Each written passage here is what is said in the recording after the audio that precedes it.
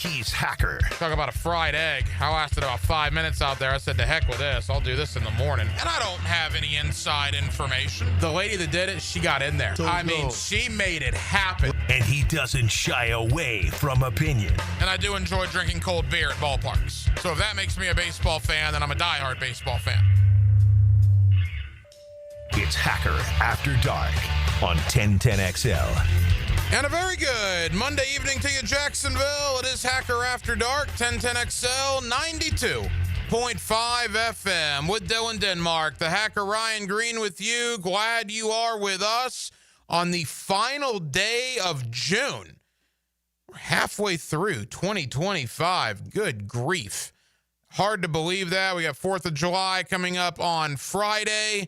We got Jaguar training camp 3 weeks away. In fact, the first NFL teams, I believe the Chargers and the Lions, if I'm not mistaken, they come in on July 17th in 2.5 weeks because they are playing in the Hall of Fame game in Canton, Ohio. So NFL training camp right around the corner. And do you realize, Florida Gator fans, Florida State Seminole fans, that 2 months from today, you will be in Ben Hill Griffin Stadium and in Doak S. Campbell Stadium, respectfully, because your season openers are exactly 2 months away. They're on August the 30th. So we're going to talk a ton of football, as you would imagine. Our NFC South previews kick off tonight. We're off on Friday for 4th of July, so we're here Monday through Thursday. 4 shows, 4 teams in the NFC South. It's our second to last division. We started this back in early May. 1 division per week leading up to the start of Jaguar training camp. NFC South this week, AFC South next week. I'm on vacation July 14th through the 18th. And then training camp is here for the Jacksonville Jaguars. So we'll kick our NFC South preview off tonight down in Tampa. I think the off seasons for the Buccaneers and the Jaguars in 2025 will be forever linked by that Liam Cohen situation back in, what was that, mid to late January, I guess. Our guy down in Tampa, or one of our guys down in Tampa, is J.C. Allen of Bucs Game Day. We'll talk Baker Mayfield, Mike Evans, Chris Godwin, and all points in between with the Tampa Bay Buccaneers and their offseason. That comes up later on in the 9 o'clock hour. Zach Goodall of 24/7 Sports, Swamp 247, will stop by to talk a little DJ Lagway, some Billy Napier, and a Gator outlook, as we're only 3 weeks away from SEC Media Days. And in hour number 1, my buddy Vinny Iyer of the Sporting News. He's also the host of the Locked On Fantasy Football Podcast. We'll talk to Vinny not only about the Jaguars, not only look around the AFC South, but of Jaguar-related fantasy football stuff. I know fantasy football is coming fast.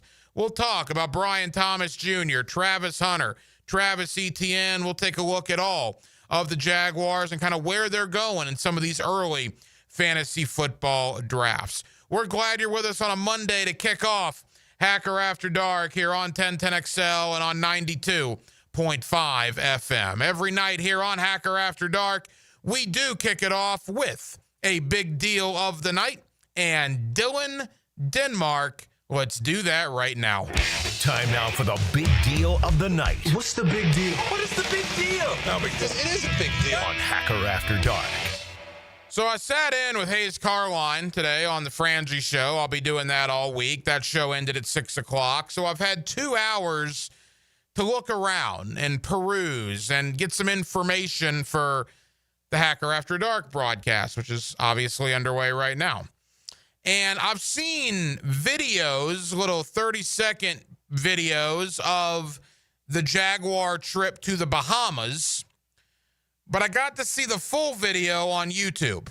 If you haven't seen this, or if you don't know what I'm talking about, Trevor Lawrence, Brian Thomas Jr., Travis Hunter, De'Ami Brown, Brenton Strange, Parker Washington, Joshua Cephas, basically almost any wide receiver or tight end that's on the team, Cam Little, even the kicker, all these Jaguars went down to the Bahamas recently.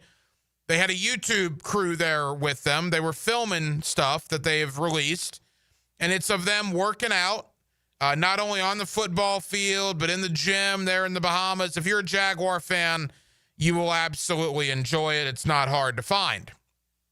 And I got to tell you, I love it. I absolutely love it. I'll tell you what's interesting. And again, it's a 16-minute video, so I'm not going to read too much into it. Brian Thomas Jr. is coming into his second year in the National Football League. Travis Hunter is obviously coming into his rookie year in the National Football League. That is a young receiving core. And then there's a guy like Dyami Brown. Dyami Brown, who spent, 4 or so years in Washington, left in free agency to come to Jacksonville. It's only a one-year deal for Dyami Brown here in Jacksonville. But he all of a sudden finds himself to be the veteran in the room. He all of a sudden has, a 22-year-old Brian Thomas Jr. and a 21-year-old Travis Hunter to kind of take under his wing a little bit. It's a weird situation for Dyami Brown, who's still a pretty young guy. I believe he's only 25 in his own right. Yet there's a better than not chance that Dyami Brown will be the oldest wide receiver on the 53-man Jaguar roster. Parker Washington, I don't believe, is 25, and I don't believe Joshua Cephas is 25. So Dyami Brown is going to be the elder statesman of that projected Jaguar wide receiver room. And you kind of saw some of that in the video from the Bahamas. There was a lot of joking around, a lot of exchanging pleasantries, a lot of things that were said. But Dyami Brown was, you could just tell, was kind of the veteran of those three guys. Telling them things, it's an interesting concept that we're always talking about BTJ and we're always talking about Travis Hunter. Yet I think Dyami Brown could have a huge role in this offense. Huge role. I told you guys that when he signed here. Nothing I've seen in OTAs or minicamp leads me to believe that won't happen. And based on the video of them in the Bahamas, I'm even higher on Dyami Brown than maybe I was 2 hours ago before I watched it. This Jaguar passing attack has me drinking the Kool-Aid. Now, I'm not going to sit here and tell you the Jaguars are going to win the division, or going to go to the Super Bowl, or this, that, or the other. But what I will tell you is this. If those three receivers and Trevor Lawrence are healthy, and if the Jaguars have anything that resembles an NFL caliber offensive line, they don't even have to be good. They have to be average. If they have an average NFL offensive line, I think Trevor Lawrence might put up the best numbers of his career with that receiving core. I think Trevor Lawrence may have a career year because of the weapons at his disposal between BTJ, Travis Hunter, Dyami Brown. Mix in a little Parker Washington, a little Brenton Strange, a little Joshua Cephas, not to mention Etienne, Bigsby. This offense has potential. No question about that. Some things need to fall their way, certainly. Health, the offensive line, that's a big one. But if things do fall into the right place, I think potentially this could be a career year here in Jacksonville for Trevor Lawrence. And I think he could put some of his critics to rest if he goes out there and accomplishes that in 2025. Time will certainly tell. There's no doubt about that. But again, I love the trio of wide receivers the Jaguars have this year. You mentioned Brian Thomas Jr., absolutely. You mentioned Travis Hunter, no question. But I'm telling you, it's a feeling. Now, it might be indigestion, very likely. I'm not saying it won't be indigestion, but I have a feeling that Dyami Brown could have a very, very nice year here in Jacksonville. You're only probably getting Dyami Brown for 1 year anyway. Let's be real. He is the third option. That's not sugarcoating it. That's reality. He's the third option. And he's probably not going to want to stay the third option. But for the 1 year that he's here, Trevor Lawrence needs to take advantage of that situation. Jaguars, again, 3 weeks away from training camp. Florida Gators, Florida State Seminoles, Miami Hurricanes, 2 months away from the season kicking off. It was an interesting sports weekend, was it not?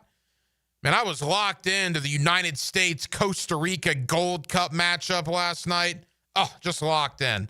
Penalty shootout. Now, granted, the soccer last night on Fox, I commend the Fox network for picking it up. It was on network TV on a Sunday night. I did like that.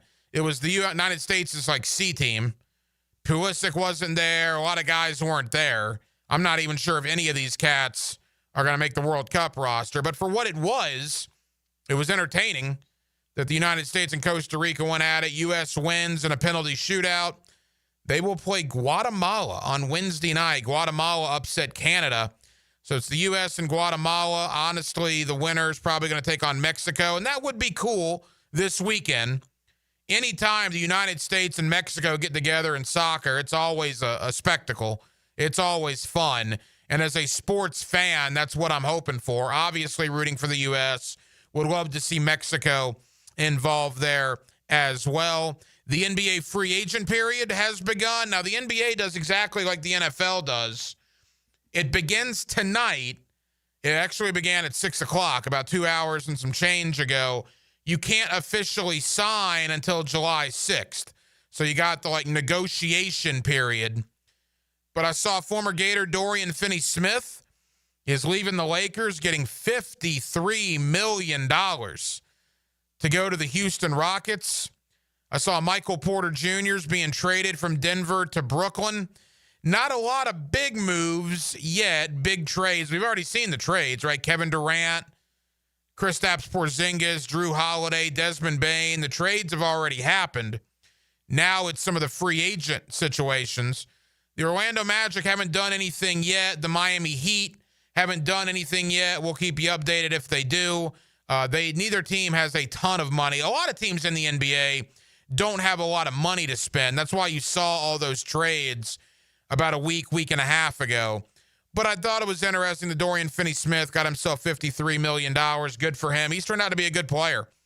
He was undrafted out of Florida, and he's made a nice NBA career for himself, and he now goes to the Houston Rockets, leaving LeBron James there and the Los Angeles Lakers. And, of course, the big news in football today, Jalen Ramsey and Jonnu Smith to Pittsburgh in exchange for some draft picks. And, of course, Minkah Fitzpatrick goes back to the Miami Dolphins. My quick thought on that is this. Miami lost Javon Holland in free agency. They get Minkah Fitzpatrick. If it's the healthy Minkah Fitzpatrick, that's an upgrade. Although Fitzpatrick has been battling issues the last couple of years with injuries. From a Pittsburgh standpoint, they're kind of going all in, right? Mike Tomlin's going to be in the Pro Football Hall of Fame one day in Canton, Ohio. But it's as if Mike Tomlin and the management in Pittsburgh knows they not only need to win this year, but they might need to win a playoff game to keep their jobs. As crazy as it is for us here in Jacksonville, amidst how awful we've been for a majority of the last 15 years, people in Pittsburgh are tired of going 9-8 and losing on Wild Card Weekend. Tomlin's got him into the playoffs numerous times, yet they keep losing in Wild Card Weekend. They haven't won a playoff game since 2016. So this is not your grandparents or even your parents' Pittsburgh Steelers. They go out and they trade for DK Metcalf. They go out and they sign Aaron Rodgers. Now they go out and trade for Jalen Ramsey. Whew. Metcalf, Rodgers, and Ramsey in one offseason. That's something for Pittsburgh, but their problem remains today what their problem was yesterday. They have the third best quarterback in their own division. And that's not going to change anytime soon. And when you have the third best quarterback in your own division, odds of you winning said division are not very good. They got to figure out how to get ahead of Baltimore. They got to figure out a way to get ahead of Cincinnati.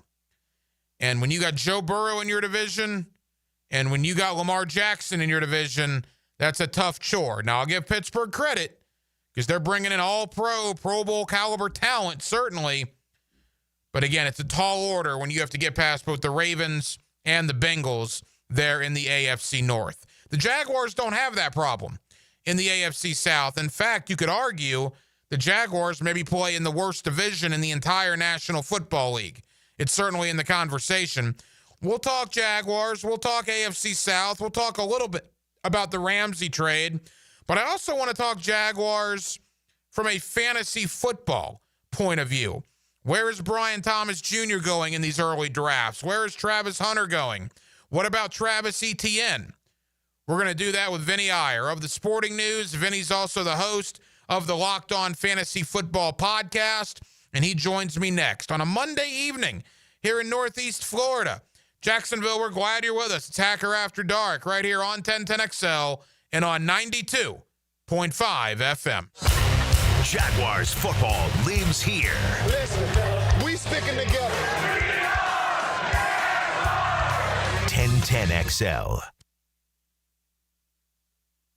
If you are an experienced electrician looking for your next big opportunity, look no further than the Millard Electric Company, a trusted name in the industry for over 96 years. At Millard Electric, we tackle the biggest projects in the city, offering you the chance to showcase your skills on a grand scale. We believe in rewarding hard work with the best pay, top-notch benefits, and an unbeatable culture where people actually care about each other. Take your career to new heights with Millard Electric Company. Apply today at millercareers.com. Millard Electric, an equal opportunity employer.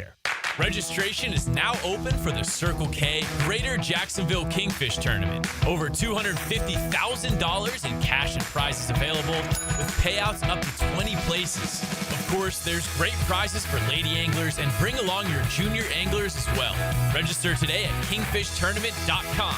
Even if you're not on the water, spectators will enjoy fun exhibits, food, kids' activities, and a fireworks display at the Circle K Greater Jacksonville Kingfish Tournament. From humble origins on Beach Boulevard to the grandeur of the old homestead, Takaloo has bucked the odds, selling cheap tacos and even cheaper beers since 2008.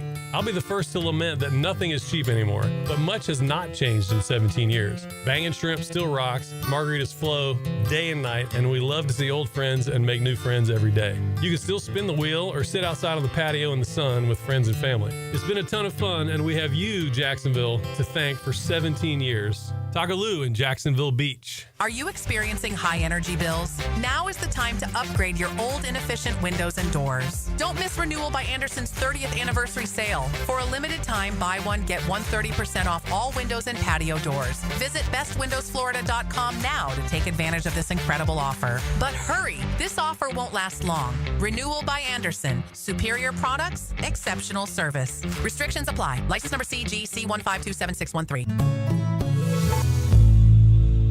Get the best soccer talk on the First Coast on the Coaches Show, presented by Sporting Jacks. Cole Pepper, Sporting Jacks head of soccer Mark Warburton, and Sporting Jacks women's coach Stacey Baylor discuss the beautiful game Tuesday evenings at 6 on 1010 a.m. Life is just so busy this time of year. Between work, the kids' games, family vacations, I need a yard hero to free up my weekends. You mean somebody who does mowing and trimming? Yeah. How about mosquito control? Yeah. What about irrigation and pet waste removal? You do that too? You're my lawn hero. Find your lawn hero at heroeslawncare.com. Heroes Lawn Care, because every lawn needs a hero. Hacker here, and I want to tell you one of my favorite things about Awaken 180 Weight Loss, and that's the personalized coaching that you get with Awaken 180. Now, a lot of weight loss programs, they'll give you some plan off their website, and they'll say, all right, have fun, see you later. Not Awaken 180 Weight Loss. Prime example of that, my Coach Kate. I've had phone calls with my Coach Kate over a year now, every single week. She's been advising me, she's been guiding me, she's been motivating me, and as a result of that, I'm down well over 100 pounds. I'm on the maintenance program now. The coaching you get with Awaken 180 helps you reach your goal. It is absolutely sensational, and it separates Awaken 180 Weight Loss. Do what I did. If it's time for you to lose weight like it was for me, go to awaken180weightloss.com. That's awaken180weightloss.com, or call 844-346-1800. Take it from me. If I can do it, you can do it. Get involved with Awaken 180 Weight Loss. Yo, it's your main man ET here for Explore Clay. And Clay County is your destination this 4th of July. Start the morning with the Freedom 5K in Keystone Heights. Medals for the first 300 finishers and a scenic course through the shaded neighborhoods. Then enjoy the 57th annual celebration at City Hall with vendors, live music, and family fun. Wrap up the day at Moose Haven in Orange Park for the American Pride 4th of July, a free Riverside event with food, live entertainment, and fireworks over the St. Johns River. Discover more at exploreclay.com. When you're experiencing sudden, unexpected dental pain, the last thing you want to hear is that your dentist can't see you until next week. That's why I'm so glad I found Harbor Dental Care. Whenever I call, they always find a way to see me within 24 hours, and they can usually fix whatever's wrong the same day. Plus, they have locations throughout Jacksonville, so no matter what side of town I'm on, I can always count on the same great care. If you want to find a dentist who believes in treating people right, learn more at harbordental.care. That's HARBOUR dental.care. Mia here, and I love my custom closet from Closets by Design. With summer in full swing, having my warm weather wardrobe front and center is a game changer. No more digging for the right outfit on a hot day. If your home needs a summer refresh, whether that be a closet, a garage, or a pantry, schedule a free in-home consultation with Closets by Design. And the offer has been extended, folks. Receive 40% off plus an additional 15% off. And free installation on any order of $750 or more. Visit closetsbydesign.com. Transmission troubles? I'm Robin Sidbury, owner of Action Transmission Specialist on Merrill Road. So come in and see how we can help solve your transmission troubles. We service all makes and models. Remember, get traction. Call Action at 744-0755. 1010XL is presented by Farah & Farah, exclusive injury law firm of the Jacksonville Jaguars. Protecting you and your family. Call 396-5555. Jacksonville. Now, another great guest on the Checkmate Coatings phone line. Hello. Your floor's missing piece. Back here on 1010XL and 92.5 FM in the city of Jacksonville, your home for the Jacksonville Jaguars, and we are glad you are with us. Jaguar training camp is 3 weeks away. In fact, the first teams begin reporting to training camp in about 2.5 weeks as we are on the doorstep of the 2025 NFL season. Let's talk Jags. Let's look around the AFC South, and let's talk about a pretty big trade that went down earlier today in the National Football League. Vinny Iyer of the Sporting News. He's also the host of the Locked On Fantasy Podcast. He's always kind enough to join us here on 1010XL. Vinny, I hope your off season's going well, man. How are you? Doing well. Thanks for having me again. Hey, Vinny, we always appreciate the time. All right, we'll get into the Jaguars, but let's begin with a former Jaguar. You don't really ever see all-pro for all-pro in a trade, but goodness gracious, Jalen Ramsey to Pittsburgh, Minkah Fitzpatrick to the Dolphins, Jonnu Smith is also going to the Steelers in the deal. Vinny, what was your reaction to what Miami and Pittsburgh did earlier today? I think with Jalen Ramsey, there was a rumor that he was out with the contract and him going to be 31 in October.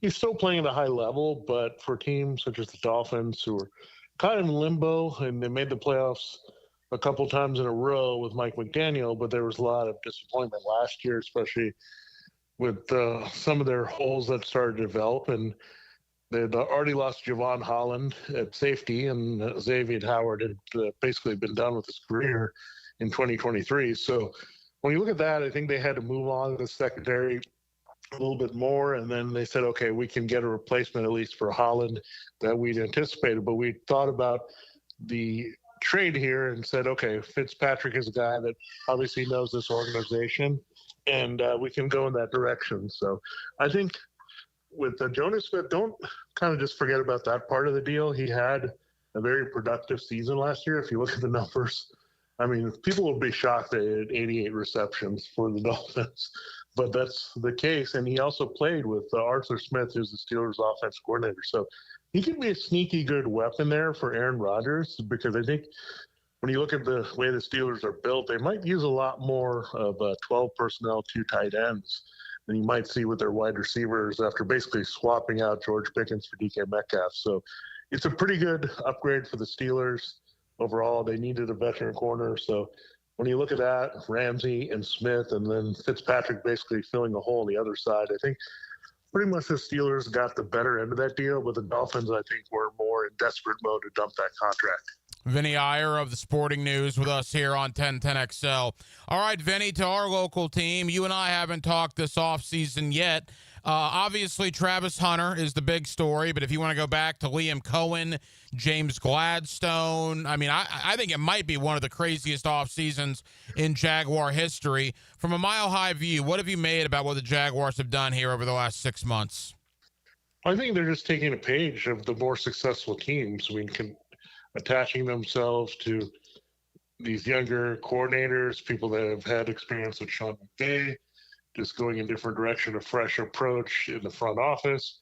So I think they're just doing what a lot of these teams that have done of late have been really good at doing. I mean, you look at the Vikings, I think they have a very similar formula with their GM and Kevin O'Connell. So when you look at Jaguars, I mean, it's a copycat league, but when things are working and the blueprint is there, those are the teams you want to follow. So again, I'm excited to see what they can do here with this offense with Brian Thomas Jr. and seeing what he can do in year 2 with Trevor Lawrence, and then getting maybe this running game up to speed a little bit more with Travis Etienne, getting them on track. So I just like a lot of things that are potentially special about this offense as we go forward. And again, that's the one thing you look forward to. But again, the young defense might be coming together. So maybe this whole fresh approach might be just exactly what the Jaguars need here, because they've tried it both ways. I mean, Urban Meyer was a total left field gamble that didn't work. Doug Peterson kind of pushed them back to the center and said, okay, we're going to stabilize a little bit. But now I think now it was time to swing for the fences and really look for the high upside that you have with Trevor Lawrence. Vinny, I've had you on for years, man. You've covered the NFL for a long time. The Travis Hunter situation here in Jacksonville, going to try to play both sides of the football. What are your thoughts on that? Yeah, I think he kind of fills two needs at once. I mean, it's a unique player for sure, but then it's a unique situation for the Jaguars where now you have that number one, and he doesn't have to be the number one receiver. He technically doesn't need to be the number one corner either with Tyson Campbell there. So he can be the number two in both situations and be very good and kind of just have him impact with whatever snaps he gets, because again, the pressure is not going to be all on him. You figure the coverage attentions are going to roll to Thomas as much as you would think here after his breakout rookie season. So no pressure there. The secondary, again, I think they could use him there, but it's not as kind of a desperation thing. So you could see potential where they put Hunter outside and some nickel and dime packages, put different people in the slot. So I think the way that they use him is going to be very interesting, but I think they'll be calculated with the snaps, but make sure that when he's out there that he's in best position to make some big plays. A couple of more for Vinny Iyer of the Sporting News. He's also the host of the Locked On Fantasy Podcast. Vinny, you mentioned Trevor Lawrence. I don't believe this is a do-or-die year for him. I've been asked that by a bunch of people from around the country on shows that I've been on. But I do think that if he struggles this year, 2026 could be the make-it-or-break-it year. What's your thought on Trevor heading into the season? Yeah, I mean, everything's been out there. I mean, he's had the early flashes of success. He's gotten to that second big contract.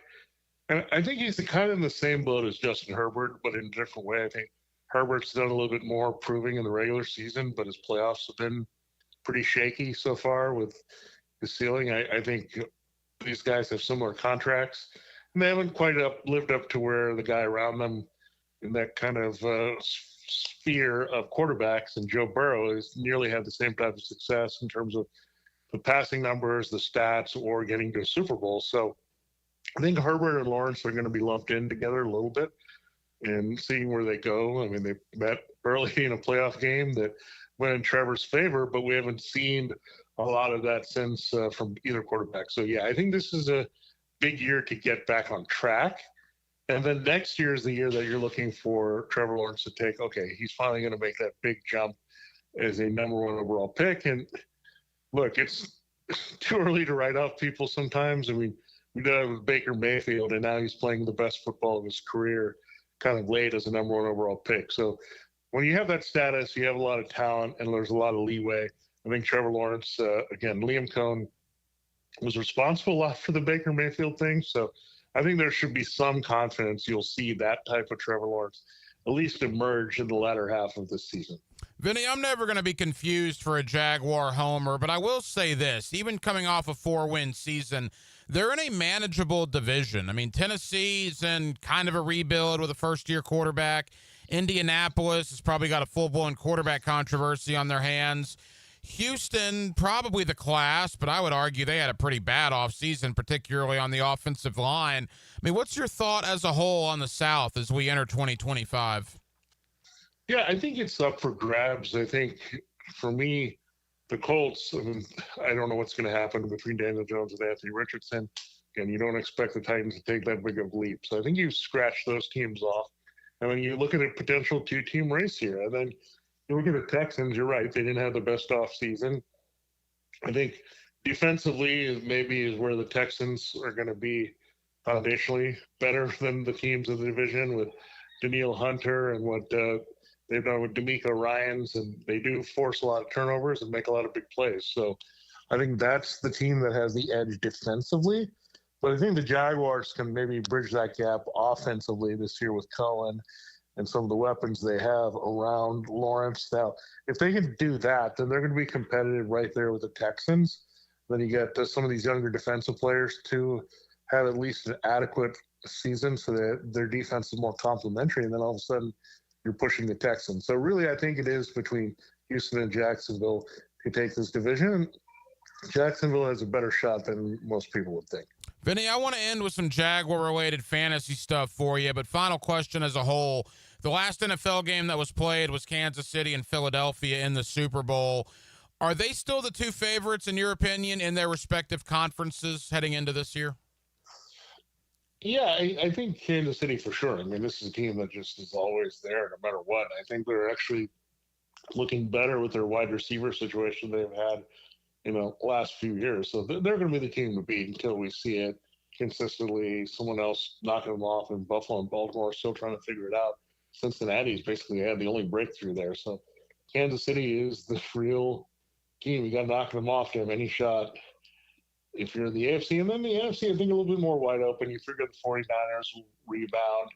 I think Detroit, Washington, they're not going anywhere here in this battle. So it's tough. Philadelphia's going to have a lot of people gunning for them this year. I think their defense had kind of a career kind of putting it all together in terms of young players and older players come together. They did take some hits with depth there on that defense. So, again, I say the Eagles are on that short list, but they definitely have a lot more competition that you could see upend them than the Chiefs do. You can catch Vinny Iyer's work on thesportingnews.com. You can also listen to him as the host of the Locked On Fantasy Podcast. Vinny, it's almost that time of year as fantasy drafts will be cranking up here in the next 4 to 6 weeks. From a Jaguar-related perspective, let me throw a couple of things at you. And I guess first and foremost is the Travis Hunter situation. Now, not to get too in-depth for those casual fantasy players, but there's an IDP format with Travis Hunter that might make him more valuable. But what are your thoughts about Hunter and his fantasy prospects heading into this year? Yeah, I think as a receiver alone, he has pretty good value. I mean, you're looking at a team that has moved on from some key guys that were in the mix for them, Christian Kirk and Evan Ingram. They're not on the team anymore. So there's some targets that need to be spread around away from Brian Thomas Jr. And again, you figure Travis Hunter is going to have to play a significant role there as number 2. So I think he has great value there. Now you have to look at your league eligibility. That's going to come into question as well. Does he come in as kind of a defensive flex that you can put in IDP leagues? Is he going to be just listed as a wide receiver / corner and just what he is, and you could put him in IDP or a wide receiver spot or a flex spot? So those are the things you have to look at here and see how it's rewarded, but I think he might have obviously a little bit more value in those leagues that have IDP if he can be a dual threat position. You mentioned Brian Thomas Jr., Vinny. Where do you see him going in some of the early drafts? He's going really high if you're looking at some of these. I mean, he's going as a top 12 wide receiver. I mean, really in the top 10 in a lot of cases because the season he had last year. I think it's basically a good debate between him and his former LSU teammate, also second-year guy, Malik Neighbors. I mean, you're just looking at these guys going way high in drafts. I mean, there's a lot of pros and cons that you look at with these guys. I mean, Malik Neighbors has a little bit more of a fluid quarterback situation. It could be any one of 3 guys where you look, it's a little bit challenging because VT Jr. had his kind of best games with Mac Jones at quarterback. So I think a lot of people may be surprised by that last year. So again, you're up in Trevor Lawrence and this connection, especially in the offense of Liam Cohen, where you've seen Mike Evans and Chris Godwin really thrive, that he can be the Mike Evans type and really be consistent as a top 10 wide receiver. So I think he's definitely a top 10 wide receiver. Does it come with the fact that he might be a first-round pick in fantasy? Absolutely. So it's really how you're looking at between Neighbors and Thomas. But I think those are the next two guys we look in line with the other two guys from LSU, Jamar Chase and Justin Jefferson. Final moments with Vinny Iyer, host of the Locked On Fantasy Podcast. Vinny, the Jaguars have a 1-2 combo at running back, but that's not good for the fantasy football world. What do you make of the, I guess, position battle lining up between Travis Etienne and Tank Bigsby? Yeah, I think there's a lot of down feelings about Travis Etienne. I know a couple of years ago in fantasy he was an asset because of scoring. He tended to score a little bit more than we expected. But last year was obviously down, but I think right now he's going outside the top 30 at running back, which I think is way too low. I mean, this is still a talented back, a first-round guy that you're looking at. They're going to have to give him a significant role. And again, keep in mind, I mean, you saw what we saw in Tampa, where it's developed, and you had Rachaad White, a guy that was there, and then you had all of a sudden Bucky Irving come in and take over. So there could be that similar scenario play out again with Etienne being more of the kind of, quote, receiving back, and Tank Bigsby more the power back, and the power back kind of takes over. So anything could happen based on what we saw the scenario with Cohen last year. So, again, I wouldn't write off Etienne, but we talked about does Trevor Lawrence have a lot of pressure on him? Maybe it's tabled a little bit till 2026, but I think Etienne, this is definitely a make or break for him this year because, again, first-round pick and running back, you expect a lot more, and he's had flashes, but he needs to prove that versus Bigsby this year. All right, Vinny, final question. Assuming it's PPR, which is point per reception, if that's our thought here, what's kind of been a consensus top 5 that you've seen in the early drafts? Yeah, that's a good question. I think a lot has been Jamar Chase, Justin Jefferson. I mean, pretty consistently at the top. Saquon has been up there, and then we know that Bijan Robinson is a dangerous receiver in his own right. So those have been like the top 4 that are kind of locked in. After that, I think it's a little bit more wide open. I think you see Jahmyr Gibbs in a lot of drafts in the high end because he's, again, another very good receiver. So I think that's what you're looking at, Chase, Jefferson, and those 3 backs, Barkley, Gibbs, and Robinson, basically forming your top 5. I think there's a case for CeeDee Lamb and some others behind, but those are kind of the firm top 5. Vinny, tell the good folks here in Jacksonville about the Locked On Fantasy Podcast, also your work on the Sporting News, where they can find you. Yeah, we've been going through all 32 teams on the Locked On Fantasy Football Podcast, breaking down their fantasy prospects. So we've gone through the Jaguars. If you want to listen to that episode that's up and running, we've got basically one more division to go, so catch up there on all those shows. Good stuff there. In Sporting News, we're doing a list of the best players in each franchise. So we'll eventually get to the Jaguars there. So if you have things to debate there and things you want to look at, we'll have that list for you coming up shortly at Sporting News. Vinny Iyer of the Sporting News and the Locked On Fantasy Podcast. Vinny, I know you're busy. Thank you for the time. We'll talk again soon, pal. All right, thank you. Putting some paint on your quarter panel. Trouble left turn number 2. A couple of cars spin. Kyle Busch is one of them. Sunday at the Chicago Street Race. NASCAR is tuned up by Maxie's Mechanics on Jacksonville's NASCAR station. 1010XL. Bueller. Stay cooler with Bueller. Hey, buddy. Why so glum? Stinky ice cubes, Jason. It's all downhill from here. What? The tap water at my place smells kind of funky. Funky tap water makes funky ice cubes. I meet a nice girl, invite her back to my place for a cocktail, and blow my whole romantic gesture with a mojito that smells like dog's feet. Wait, I can totally make you way cooler.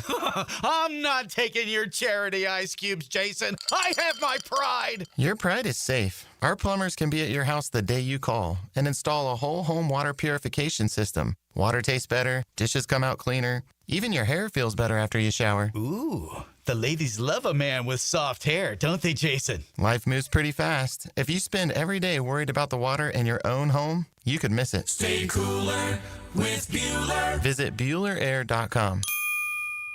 Tired of wrestling with your shower curtain like it's a slip and slide gone wrong? Ditch the drama and say hello to a smooth, stylish glass shower enclosure from Baker Glass. Wago Glass is clean, elegant, and makes your bathroom look huge and brighter. Give your shower a makeover and feel like you're in a spa without the price tag. I'm Mac at Baker Glass. Call me and get ready to love your new shower. Let's make your shower great again. Remember, Baker Glass, no one treats you better.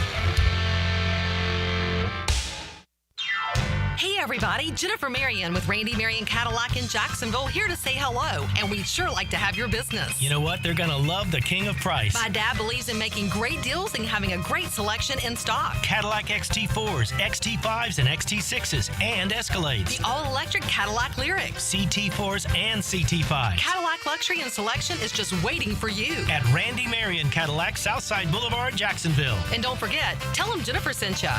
He used to cover the Jags. Now he's a CBS Sports senior NFL writer. Well, I believe he got everybody's attention. He's Pete Prisco. Friday afternoons on The Frangie Show. Brought to you by Showtime Sports Cards and Collectibles on 1010XL.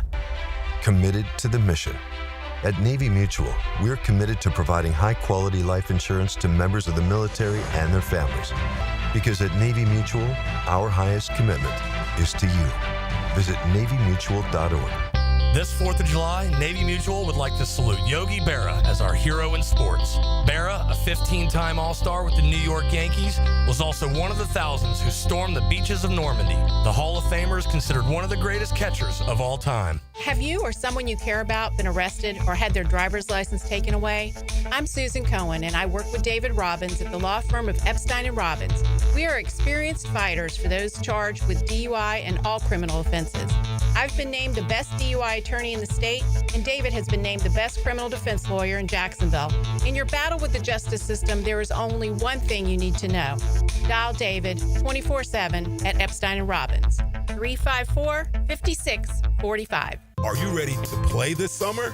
At the First Coast YMCA, we're committed to being your home for health and wellness and a place for friendly competition with team sports for adults and for kids. Basketball, volleyball, pickleball, flag football, soccer. The Y has something for everyone at any age. Discover all the benefits of YMCA membership and find your fun this summer at the Y. Registration for team sports and summer camps is open now. Visit fcymca.org. Jacksonville Hickens calling it. Checkmate Coating, my MVP. Tough, slick floors that dominate any space. Checkmate Coatings. Your floor's missing piece. When the heat is on and we need a show we really care, do it with a full arrangement from Kuhn Flowers. This is Dylan Denmark. Let's make their day better than yesterday. Online at kuhnflowers.com since 1947. With 50 years of fabrication expertise and towing products, the family at Cannons of Jacksonville can repair or install precisely what you need to tow with confidence. Visit cannonsofjacks.com, where quality and customer satisfaction collide. June is Men's Health Month, and here's your reminder to be proactive and get screened for early detection at Ackerman Cancer Center. Many cancer instances are largely preventable and treatable. So take steps now to minimize your risk factors at AckermanCancerCenter.com. For lost or broken keys or nearly any make and model of vehicle, call 722-1111 for Instant Keys. Instant Keys. You don't have to go to the dealer. Instant Keys comes to you. 1010XL is presented by Farah & Farah, exclusive injury law firm of the Jacksonville Jaguars. Protecting you and your family. Call 396-5555. Jacksonville. Hacker After Dark on 1010XL. Glad you're with us. 1010XL, 92.5 FM. Hacker After Dark. We're till 10 o'clock as we are each and every evening. NBA free agency going on right now. Again, you can agree to terms. I don't believe you can officially sign until a week from tonight, July the 6th. Or I guess it's a week from last night, but you get the point. The Orlando Magic have done something in the last couple of minutes. Tyus Jones, the former Duke Blue Devil, I believe, has spent years with different organizations. Last year was with Phoenix. 10 points, 5 assists is what he averaged. Played 81 games last year. Orlando gets him to a 1-year, $7 million deal, presumably to be the backup for Jalen Suggs at the point guard position. You can do a lot worse than Tyus Jones as a backup point guard.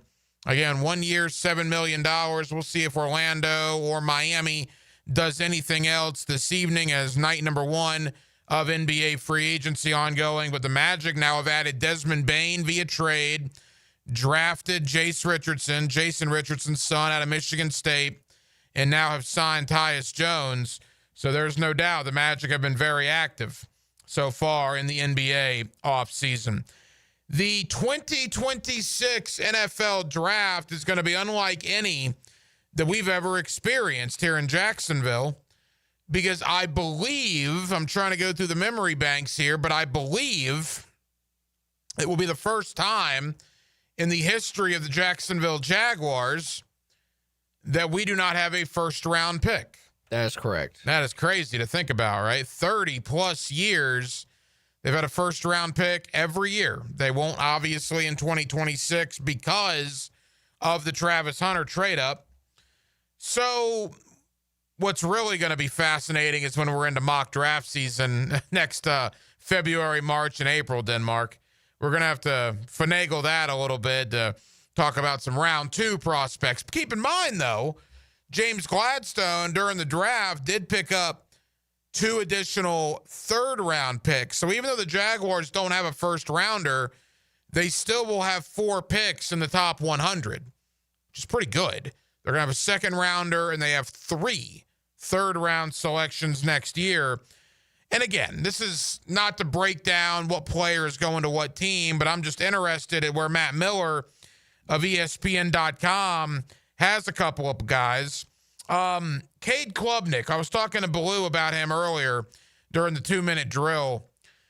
Denmark, people love Clemson, man. And I guess it's because of Klubnik, but in this mock draft, there are 4 Clemson Tigers that go in the top 14. People have kind of slept on Clemson the last couple of years. They haven't lived up to what they were with Deshaun Watson and Trevor Lawrence.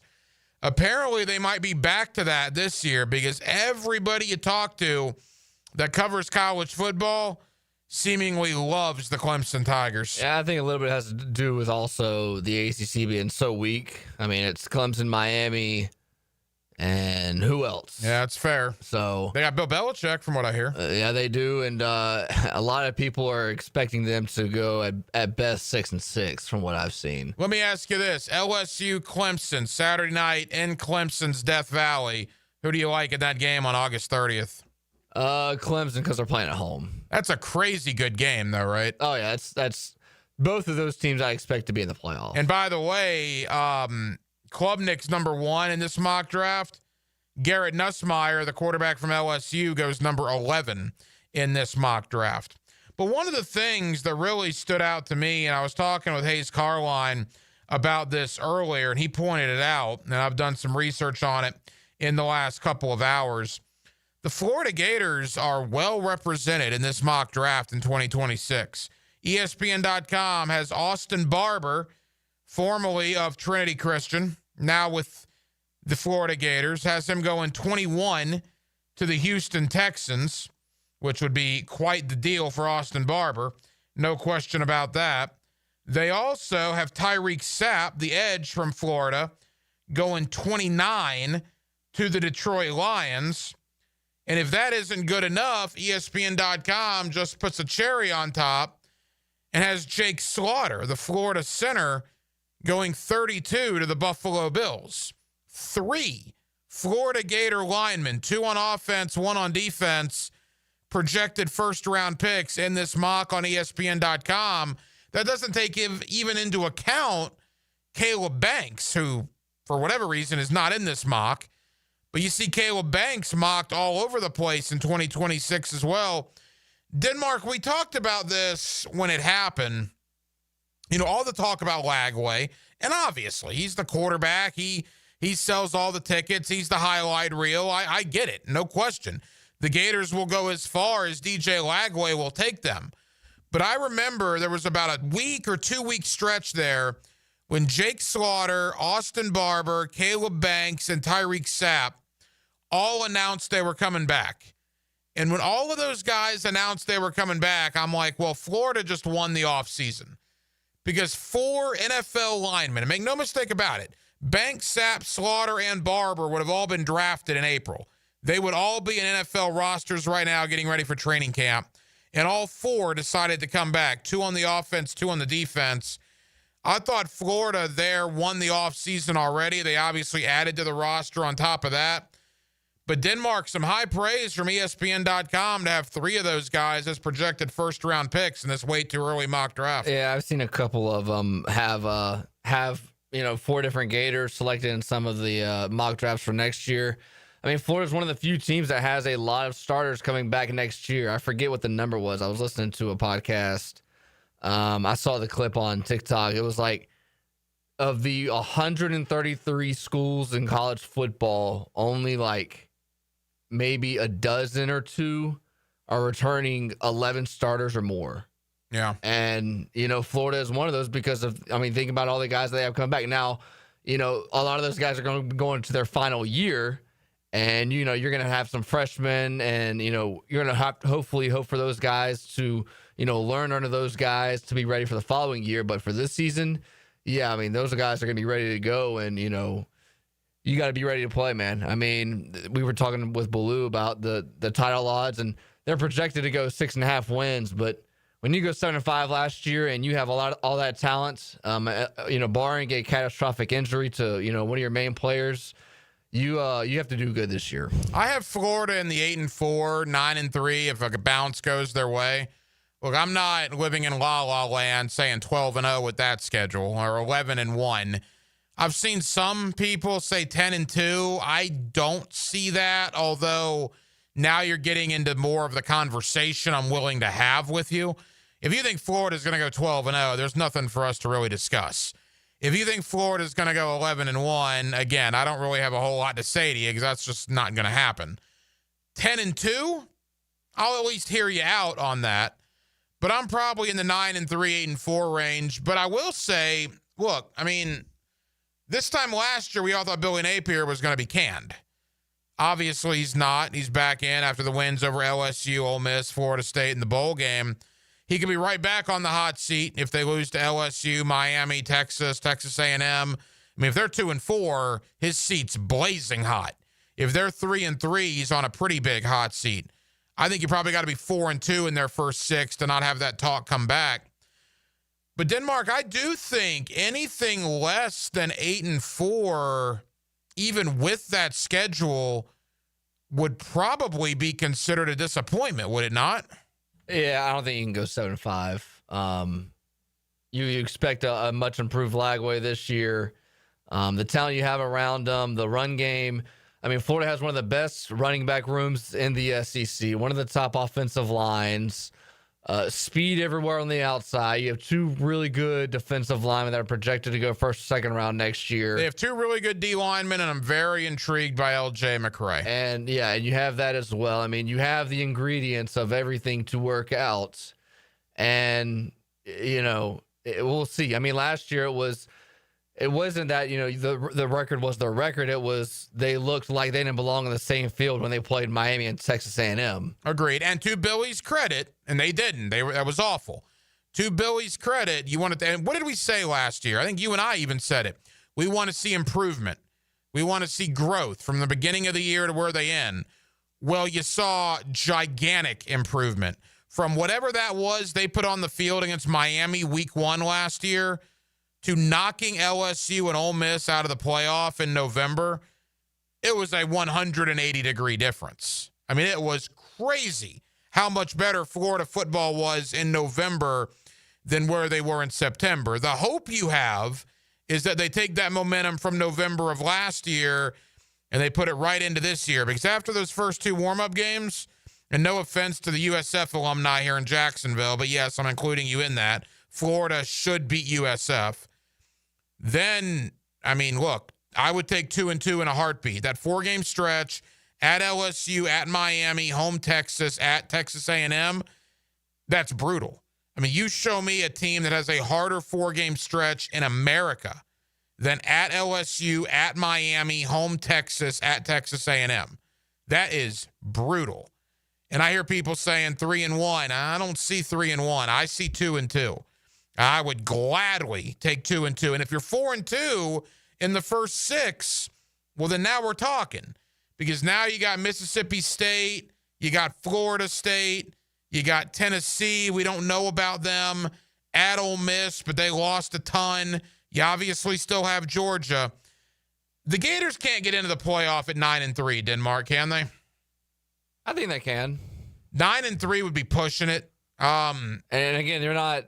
This is the last year for the 12 team, and they're doing the same format as last year, except they're doing straight seeds. So right. There is a way, but I wouldn't be confident that they make the playoff at 9-3. though. Again, best case scenario for me is 9-3. Again, I'm more in the 8-4 camp. But let's continue the conversation. By the way, we did a deep dive into Florida State on Friday. We'll do a deep dive into Miami later on in the week, too. But tonight, it's Florida night. Zach Goodell, 247sports.com, Swamp 247. Zach Goodell does a terrific job covering Florida for Swamp 247. We'll talk a little bit of recruiting. I want to talk Billy Napier. I want to talk DJ Lagway, but I want to go more in depth. What wide receivers do they have to stretch the field after Trey Wilson? What about the interior defensive line? Is there concern there behind Caleb Banks? Let's do a deep dive into this year's Florida Gator football roster. Zach Goodall of 247sports.com joins me next, right here on a Monday evening in Northeast Florida. We're at halftime. 1 hour to go, 1 hour down, 1 hour to go. We'll take you up till 10 o'clock, as we do every night, as Hacker After Dark rolls on 1010XL and 92.5 FM. Oh, can you do the trailer guy voice? 1010XL. Not bad. Nailed it. 1010XL. Jacksonville Sports Radio. Hey, Jacksonville, I'm sure by now you've seen our bright green GFL trucks and containers throughout the greater Jacksonville area. We are an industry leader in solid waste and would love the opportunity to earn your business. We are committed to customer service, reliability, and have unwavering focus on safety. Whether commercial or construction, let us haul your waste away. Call 904-760-5880 to get a quote today. GFL, green for life. SportsForecaster.com has all the data you need to project tomorrow's winners. Register for free and track the performance of all your favorite players and teams, including all your fantasy team picks and prospects. Sports Forecaster has the most detailed player profiles on the web, precise depth charts, every transaction, every injury, every news update. No ranting or raving, no preening or barstool bluster. At SportsForecaster.com, you get the timely info you need for every game. SportsForecaster.com. Sign up for free today.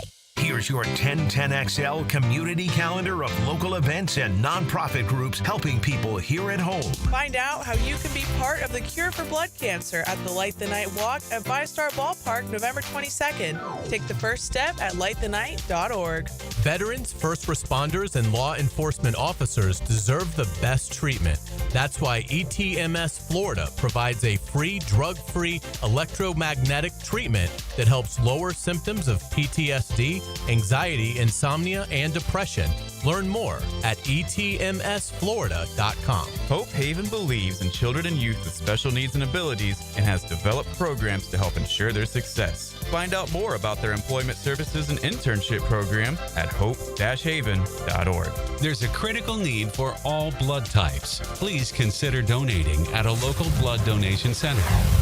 You can find out how to share your community event at 1010XL.com. Home of the Jaguars. WJXL AM Jacksonville Beach. WJXL FM Jacksonville Beach. Our son Eric's a Division I collegiate baseball pitcher who is having shoulder pain. We took him to Southeast Orthopedic Specialists and are confident that he's now on the road to recovery. This is Beth Anderson, and we love the care Eric receives at Southeast Orthopedic Specialists. Sports fans, this is David Garrard here. And if you're suffering from orthopedic soreness, make an appointment at Southeast Orthopedic Specialists, where everyone is treated like a pro. Southeast Orthopedic Specialists. Firehouse Subs has fries. Their hometown hero since 94 just cranked up the heat. Hot subs, crispy fries, golden, pillowy on the inside, and perfectly seasoned. Over 30 Jacksonville locations. Firehouse Subs, homegrown and now with fries. What does your dream backyard look like? Hey, it's Joe C. and my friends at CSS Fireplaces and Outdoor Living can design an outdoor kitchen layout custom built to your taste and lifestyle. You dream it, they can build it. CSS Fireplaces and Outdoor Living. Visit cssoutdoor.com. Guys, want a golf course fairway quality lawn? TopDressing.com just landed in Jacksonville with the golf course secret for St. Augustine grass homeowners. A patented process that aerates and turns your turf into a fairway stunner. Serious golf course technology, but in your yard. Less water, tighter cuts, total neighborhood domination. No one else scores a perfect 10 lawn. Hit TopDressing.com now. You will own the block. Top dress your yard like the pros with TopDressing.com. North Florida is growing with lots of new families joining our community. If you're one of them making the move here, your next move should be a call to American Electrical to create the best home automation system, enhancing your living experience. There are many ways your life can be made easier through smart home technology, voice-activated systems, automated lighting, total house temperature control. With American Electrical, they've got everything you need to automate your home and make it your true oasis. Check out American-Electrical.com, powered by professionalism and raising the excellence bar. Hey, Hickett here for my friends at Zero Res. Gang, vacuuming is not sufficient to maintain the cleanliness and lifespan of your carpet, period. Do not, let me repeat, do not leave deep cleaning to yourself, but do-it-yourself dirt-attracting carpet soaking machines. No, no, no. Call on the cleaning freaks from Zero Res. Big summer savings. 3 rooms of carpet clean starting at $129. Take 20% off air duct cleaning as well. Call them, 904-287-5727, and ask for the 1010XL special. Zero Res, spell it forwards or backwards. It's the right way to clean. 1010XL is presented by Farah and Farah, exclusive injury law firm of the Jacksonville Jaguars. Protecting you and your family. Call 396-5555. Jacksonville. Now, another great guest on the Checkmate Coatings phone line. Hello. Your floor's missing piece. Back here on 1010XL at 92.5 FM in the city of Jacksonville. We are glad you are with us. The end of June, the beginning of July means we are now inside of 2 months until college football's regular season, and we are inside of 3 weeks now until SEC Media Days, if you can believe that. Let's talk about DJ Lagway, Billy Napier, and the Florida Gators with my buddy Zach Goodall. 24/7 Sports, Swamp 247 is where you see his terrific work, and Zach is always kind enough to join us here on 1010XL. Zach, I hope your summer's going well, man. How are you? It's going great, Hacker. Thank you for having me as always. And yeah, I certainly struggle to believe that it's coming up this quickly. Although I guess from Florida's perspective, it's a little easier with the excitement that's been around basketball the last couple of months. It's certainly made it fly by. What was the reaction in Gainesville last week when not only Walter Clayton got drafted, but then we see both Elijah Martin and Will Richard get drafted? That was a pretty cool moment for the Gators. Yeah, I think it was euphoric for them to have their first 3+ member draft class since 2007. People were super excited. And I think that people, they expected Will Richard to make it to the league. I'm not sure as many thought that he would end up getting drafted. And, for his sake, to pair up with Golden State and Steph Curry, not to mention, obviously Walter Clayton going to Utah and Elijah Martin to Toronto. I think they're all great fits. But for that last one, it's a little sweeter to see a player who has been streaky but very productive on offense to pair with one of the greatest shooters of all time. And, of course, a lot of expected about the Gators and their repeat bid beginning in October, and we'll certainly get to that in the coming months. Zach, it's all about the gridiron right now, and before we talk about this year's Gator team coming up in 2025, certainly it's been a hot couple of weeks for Billy Napier on the recruiting trail. Now, a lot of people, meaning Gator fans, were somewhat worried a month or two ago when they only had like 2 commitments, and they've received over a dozen commitments in the last couple of weeks. Certainly been a good time for Billy Napier on the trail. Yeah, no fault to anyone for getting a little worried. At the same time, this is kind of standard operating procedure for Billy Napier and the Gators, right? They kind of heat up on the trail during the summer. It becomes a several-month thing from there as to whether or not they'll hold on to the guys. And obviously, I think a lot of that has to do with the on-field play and people either being worried in years past or seeing how they closed on a strong note this past cycle. But you certainly have to like the foundation. And I know that some of them are a little bit lower rated, maybe compared to the consensus 247 is planning to update their rankings here in the next month or two, I would say. So those will certainly be reflected much better on the Gators class. But there's, again, really strong foundational pieces here. I was a huge fan of three in particular. Justin Williams, the Buchholz athlete, who I think will come in and play receiver, but he was the first player since Devin Hester in 2002 to put up 1,000 yards rushing and receiving in one season in the Sunshine State. He's just truly a dynamic offensive threat. I think he's got the athleticism to back it up, and it should translate pretty well to college. Another two being cornerback CJ Bronoff from the Windermere, Winter Garden area. He's run I want to say a 4.39 as a high schooler at this point. He's got arm length, verified speed on the track as well, and some fluidity to pair with it. Just kind of your typical corner that you're looking for in these day and age, whether it's to run man or keep up the speed going down the field. I think that he's a really high upside corner. And Jarrell McCoy, I should say, interior defensive lineman from Mississippi. He's got some edge flexibility. I think that it would probably be in his best interest to bulk up a little bit more and play inside. His stats, especially as a sophomore, were crazy. He was just eating up offensive linemen left and right. But I think where he shined through the most and what made him so intriguing for schools across the board is in the camp setting. I mean, this guy put up some insane numbers for someone that's 6'7", 260 pounds. Matter of fact, I can even pull him up right here. He ran a 4.88 40-yard dash and jumped 9 foot 10 inches for a player, a high school recruit, nonetheless, of that size. It's kind of mind-blowing. You wonder what these kids are eating these days. There's no doubt about that. The athleticism is crazy. Zach Goodall, 247sports.com. Zach, final recruiting nugget, 5 offensive linemen with the commitment of Desmond Green last week. It appears that is an area that Florida certainly wanted to address, and they appear to be doing that. Yeah, they needed to. I mean, for this season coming up, it was, I would even go as far as to call it miraculous. They've got 4 starters back of the 5. The 5th upcoming starter, Bryce Lovett, played 370, I believe, snaps last year. So there is experience across the board. But when you look at these players individually, Austin Barber is going to be a draft prospect. Jake Slaughter is going to be a draft prospect. Damian George maybe will also end up one. But those are all redshirt seniors. And they're happy with the depth that they've got and some developmental talents that are behind them right now. But ultimately, being a numbers game, they really needed to load up. And they've taken a lot of tackles. I could see 1 or 2 of them maybe being hybrid guard tackles, and some of these interior ones as well.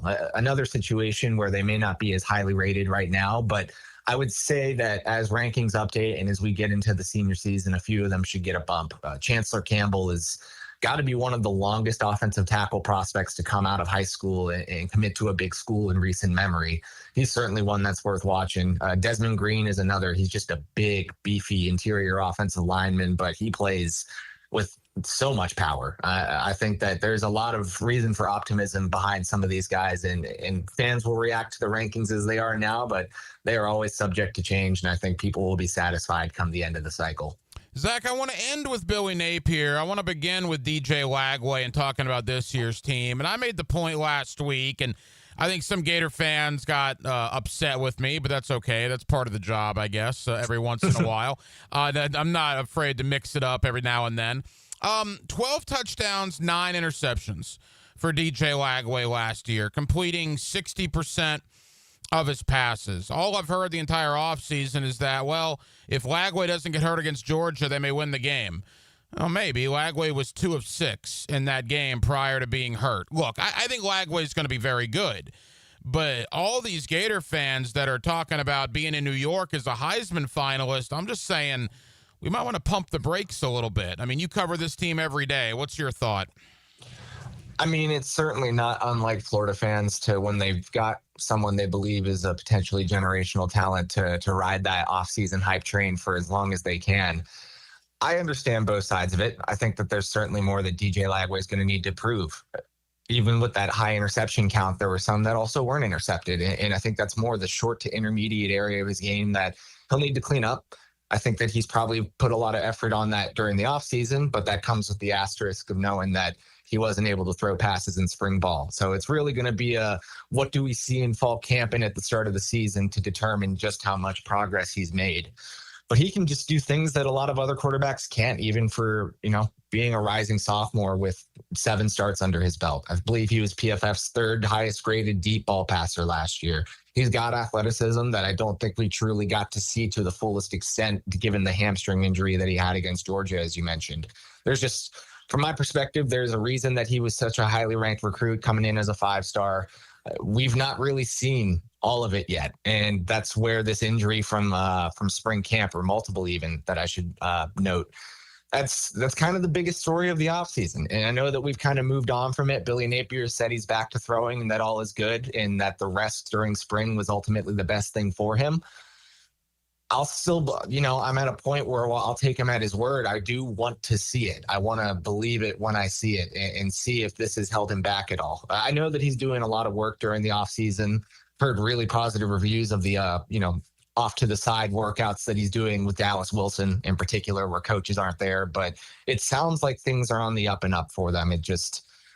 I'm stuck on, I'll want to see it to fully believe that this is exactly the type of player that Florida's fans are clamoring for. Zach Goodall, 24/7 Sports, Swamp 247. All right, Zach, skill position-wise for Florida. You talked about the returning offensive lineman. That's a big deal for the offense, but it comes down to scoring points, and you need receivers and running backs to be able to do that. A, is Trey Wilson healthy? And B, who is going to help Trey Wilson in that wide receiving core? There are a lot of untapped potential, I guess, after Trey Wilson.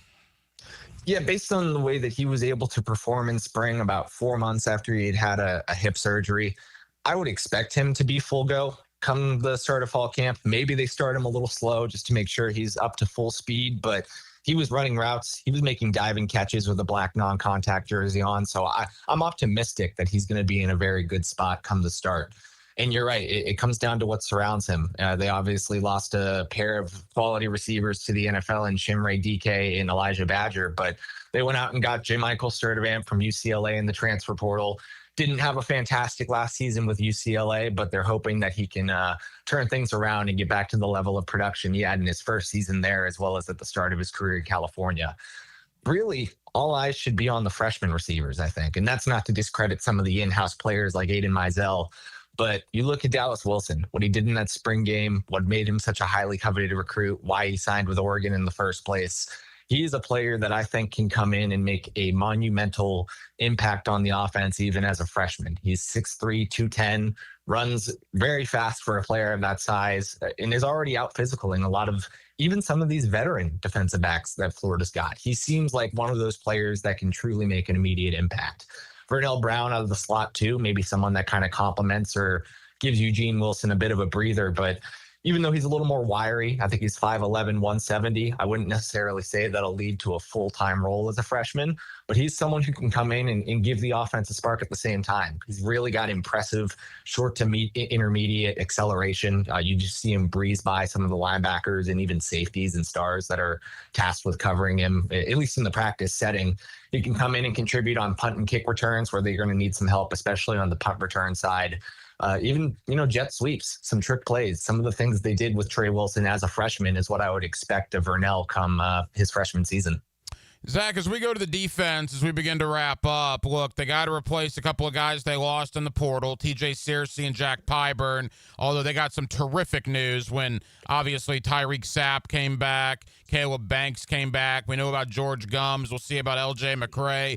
On the surface, the edge looks pretty good. What about the interior of that defensive line? Yeah, I'd agree. Based on the returning production and the potential, especially of LJ McCray, another former 5-star, you've got to be confident, even with the losses they had on the edge, that they should be able to get a lot of good production out of that room. Interior is, it's where the questions pop up. I think Caleb Banks probably would have been drafted in the top 50 if he left this year. He had a foot injury that kept him out of spring. You would hope that that's behind him, because let's just imagine the thought where he's not full go come the start of the season. It gets scary. I mean, they brought in a transfer from Baylor and Brendan Bett, who really didn't play much last year, but as a freshman was very impressive. They needed to bring him in because they ended up losing DeAndre Robinson, who is expected to take on a big role. He hit the portal and went to UNC. Obviously, there was the incident in this past couple of months that my colleague Graham Hall reported on with Stephon Shivers, who was thought even as a, pretty big incoming freshman who might need to reshape his body a bit. There was a thought, given their lack of depth, that he would contribute at nose. It's going to really rely on Jamari Lyons, who missed last season with a broken ankle, to be back to the shape he was in before that, because he's expected to be the starting nose tackle. Mekhi Barrow is someone who flashed in a similar capacity to DeAndre last year. He's going to be relied on at nose tackle. It's just, I see the talent. I think that there's a lot of potential in that interior room, but so much of it is unproven. And you go down Caleb Banks, who is the star of that room undoubtedly, you really don't know what you've got until it's out there on the field. And I mean, for Robinson and Barrow, just to put the numbers out there, I think they both had around 120 snaps as freshmen. That's great for freshmen. Is that something you can fully rely on going into a year where you need that much? And obviously Robinson's now out of the equation, but even if you were there, like, it's certainly, it could leave some room for worry. Zach, final question. I want to end with Billy Napier. Look, this time last year, you were on the Jaguar beat, and I don't know if anybody thought Billy Napier would be back in 2025. Now you've been down there back on the Gator beat since roughly January, right? You've gotten a lay of the land the entire offseason. What is the feel around Billy, around the program? Because the more national guys that I see, the more they talk about Florida being a dark horse candidate for the college football playoff. I mean, it's 180 degrees from where we were 12 months ago. Right. I think it depends on what Florida fan you talk to. There's always going to be the ones that hold on to what we saw over the first 2.5 seasons, and they need Billy Napier to continue proving it to them that he's the right guy. But if you were to take a poll, I think, of the fan base as a whole, most at this time last year would have said, oh, yeah, I'm concerned about the hot seat. I think that's dissipated largely at this point. And now, of course, they come out and drop a couple of early games or perform not up to the standard and expectation that's being set for them this offseason. Those will ignite right back up in the seat, even maybe on fire at that point. But at least locally and certainly to the national landscape, as you mentioned, it feels like the hot seat talk has kind of gone away. I mean, I'm going to have to do some looks around to see if there are any preseason hot seat lists, but I would imagine if Billy Napier is on them, he's a lot lower than he was at this time last year. Zach, tell the Gator fans over here in Jacksonville about Swamp 247 and the coverage you'll have leading into SEC Media Days in a couple of weeks. Yeah, I'm going to be knocking off some position previews here before we get to Media Days. So that's all set up and good to go, and we can just deliver the news as we get it there. I would imagine it'll probably be less than a week after that spring practices are starting. So we're full steam ahead. We recently added a new recruiting reporter in Tyler Harden, who's been doing fantastic work. Came in at a really perfect time, I'd say, with this recruiting run that they've gone on. So I'm excited to have him on board, excited to continue working with Graham over here. He's been great since I've joined the site. We're full steam ahead. We're excited for what's to come. Zach Goodall, 24/7 Sports, Swamp 247. Zach is one of our main guys over there in Gainesville. Zach, I know you're busy. Thank you for the time. We'll talk again soon, pal. Always, Hacker. Thank you for having me. 1010XL. In the summertime. Feel the heat. Sweet summertime. Jacksonville Sports Radio. Rick Ballou for Coy Dental. That's right, Carlson Dental is now Coy Dental. Dr. Lee has been practicing there for 9 years, has purchased the company. The Coy Dental team still has the same great dentists and staff. And remember, if you get nervous visiting a dentist, don't. There's never a problem at Coy Dental. With light sedation for cleaning, then deep sedation for all your restorative needs. Coy Dental, 2 locations in Jacksonville. Hey, so why don't we tee off? Tee it high and let it fly. He's got a beautiful backswing. Oh, he got all of that one. Tour news, local updates, and the latest gear. Cut a few strokes off your game Saturday mornings at 10 with the Edwin Watts Golf Hour on 1010XL. Committed to the mission. At Navy Mutual, we're committed to providing high-quality life insurance to members of the military and their families. Because at Navy Mutual, our highest commitment is to you. Visit NavyMutual.org. This 4th of July, Navy Mutual would like to salute Nolan Ryan as our hero in sports. Ryan is baseball's ultimate Iron Man, but also a Patriot. Served 1 year with the Army Reserves in 1967 before returning to baseball and pitching for the New York Mets. With Lee and Kate's Glass, you're gonna see a big difference. For 100 years, service you can trust. Lee and Kate's Glass, depend on us. Glass solutions to meet your needs. Reliable quality guaranteed. Complete customer satisfaction. With Lee and Kate's Glass, you're gonna see a big difference. A judge swings the gavel and I pound the hammer. I'm not judging, just hammering. Hammer Time with Hayes Carlyon, weekdays on The Frangie Show. On 1010XL, driven by Kia on Atlantic. Lauren Brooks here for Terminix. As temperatures warm up around us, ants come out in droves. And when they move into your home or business, it's unnerving. Terminix knows that ants add up fast, but Terminix subtracts them faster because living with ants isn't any fun. When ants show up, so does Terminix. Don't live with an ant problem, Terminix it. Visit Terminix.com today to schedule a free inspection online. That's TERMINIX.com. Frank Frangie here for Stanley Pools. If you're dreaming of putting in a pool this year, choosing the right company is the most important decision you'll make. I've trusted Stanley Pools to build my pool, renovate my pool, and maintain my pool. Stanley Pools has been the best in the business since 1988, and they're still family owned. Call them today at 904-269-7277 or find them online at StanleyPoolsFL.com. That's Stanley Pools, a family tradition of fine swimming pools. Okay, for this Cannons of Jacksonville commercial, we need an idea to really come out with a bang. Like having a guy shot out of a cannon. Nah, too messy. In fact, Cannons is known for all your towing needs. So like my car won't start. No. Towing products. Cannons does custom welding fabrication and installation of trailer hitches, goosenecks, tow bars, truck racks. So you might say Cannons is my best shot at finding that inventory in stock? Boom. You said it. Visit cannonsofjacks.com. I'm with Greg from Cycles of Jacksonville, and Triumph has been a legend on-road. They've branched out to their off-road division as well. Give us the latest on what you can find on the asphalt. They've got some great new products. They've got the Scrambler 400s you can get into for a little less than you might think. It's a great price point bike, but still a Triumph. So affordability is also part of the equation. It is, and it looks good, and it rides good. CyclesofJacksonville.com, or check them out on their Facebook page. The showroom ready and waiting for you on Atlantic near Regency at Cycles of Jacksonville. Hey, Hicken here. Tired of glasses or contacts? Discover customized vision solutions at Bowden Eye & Associates. Dr. Bowden's team offers cutting-edge options like Evo implantable Collamer lenses or refractive lens exchange and classic LASIK, designed to fit your life. Picture perfect vision for reading, driving, or just enjoying the day. It's easier than you think. Call now for your free screening. Bowden Eye & Associates, they're keeping the First Coast focused. Hey, Jacksonville, need a fence and ready to save? At Superior Fence and Rail, you'll lock in 5% off your fence project when you sign by the end of July. A limited time offer for savings and peace of mind this summer. Now accepting appointments for a free estimate. So act fast and get 5% off your entire fence project when you finalize by July 31st. Cannot be combined with other offers. New contracts only. SuperiorFenceandRail.com. Instant Keys.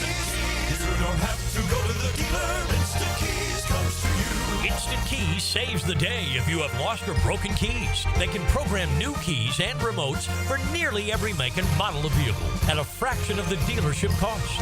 Fast, honest, and reliable locksmith service. Call 722-1111. Instant Keys. Instant Keys. You don't have to go to the dealer. Instant Keys comes to you.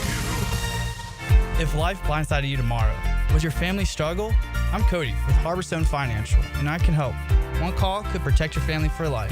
904-885-9566. Harborstone Financial. 1010XL is presented by Farah and Farah, exclusive injury law firm of the Jacksonville Jaguars. Protecting you and your family. Call 396-5555. Jacksonville. Hacker After Dark on 1010XL. And thank you to Zach Goodall of Swamp 247 for joining us tonight here on Hacker After Dark to talk a little Florida Gators. Our NFC South previews kick off tonight in less than 10 minutes. We will go to Tampa, Florida. Our guy down in Tampa is JC Allen of Bucks Game Day. We had JC on a bunch back when the whole Liam Cohen saga was going on between the Buccaneers and the Jaguars. But what about the Buccaneers? They, to me, are the overwhelming favorite in the NFC South. Life after Liam Cohen, right? How will Baker Mayfield do? Third straight year with a different offensive coordinator. He gets Mike Evans back. He gets Chris Godwin back. You saw what Bucky Irving did last year. They got Rashad White. They went out in free agency and got a guy like Hassan Reddick. I mean, Tampa Bay is the best team in the NFC South, but what will that mean in the grand scheme of things? If you're the best team in the worst division in the conference, can you make any noise if you get to the playoffs? So we'll talk with Tampa later on this week. We'll make stops, obviously, in New Orleans, in Carolina, and in Atlanta as well. But tonight, it's all about the Tampa Bay Buccaneers. We'll also talk a little Miami Hurricane football later on this week, a little Carson Beck as well as we start our college previews. We did Florida tonight. We'll do Miami later in the week, maybe mix in Florida State and maybe Georgia as well. We're glad you're with us on a Monday evening here in the city of Jacksonville, Hacker After Dark, until 10 o'clock right here on 1010XL and 92.5 FM. J.C. Allen, Bucks Game Day as our NFC South previews kickoff. That comes up next. 1010XL takes you inside the program director's office with Dan and Jeff. Comedy, sir. Comedy? The Drill. This is not comedy. Mornings Comedy is fun. It's antics, hysterical type things. on 1010XL. Plumbing problems? AC not blowing? Septic tank doing whatever septic tanks do? Don't call 3 different companies and play contractor roulette. Just call Duck Duck Rooter. We handle plumbing, septic, and air conditioning all under one roof. That's one call, one company, and one bill that won't give you a heart attack. For fast, reliable, and slightly ducky service, call 904-862-6769 or waddle over to duckduckrooter.com. When you're stuck, call the Duck. Pizza to Tea here, and Twin Peaks is the best in the game. Here it's bigger game days and bolder fight nights. I mean, where else can you find the scratch kitchen that comes through in the clutch every day, from lunch to late night? Only at Twin Peaks, the #1 sports bar. Come on, somebody. If a birthday or anniversary is looming in your immediate future, take care of it today by ordering a floral arrangement online at CuneFlowers.com. You'll be the star of their day. This is Frank Frangie. Take it from me. An arrangement from Kuhn Flowers works like magic. Are you living with diabetic neuropathy? That pain and numbness in your hands or feet? What about chronic knee or shoulder pain? Maybe you've tried various treatments, but they've been ineffective. Now there's a solution. Dr. Ferdinand Formoso specializes in advanced pain management and offers breakthrough neuromodulation treatments for those conditions. His innovative treatments target the source of your pain, offering relief where medications may fall short. All procedures are performed outpatient with no hospitalization required. Just a chance for you to feel and live better. If you want to learn more, Dr. Formoso is hosting free informational classes where he'll explain the benefits of neuromodulation therapies and how they can help eliminate your pain. Spaces are limited, so call to reserve your spot now with offices on the South Side, West Side, and Jacksonville Beach. Relief is possible with Formoso Spine and Joint Pain Specialists. Don't miss the Bari Breakdown with Dr. George Bari on XL Primetime, Wednesdays around 3:20 for the latest in sports injuries. From all the big names in the game, who's MIA, who's coming back from injury. Dr. George Bari on XL Primetime, Wednesdays at 3:20. Brian and Angela Wall here with Window World. By now, everyone has heard about saving money on their energy bills. There are all sorts of things you can do to cut energy costs, but most people don't think about their windows. But Window World knows that the biggest energy loss in almost every home is the windows.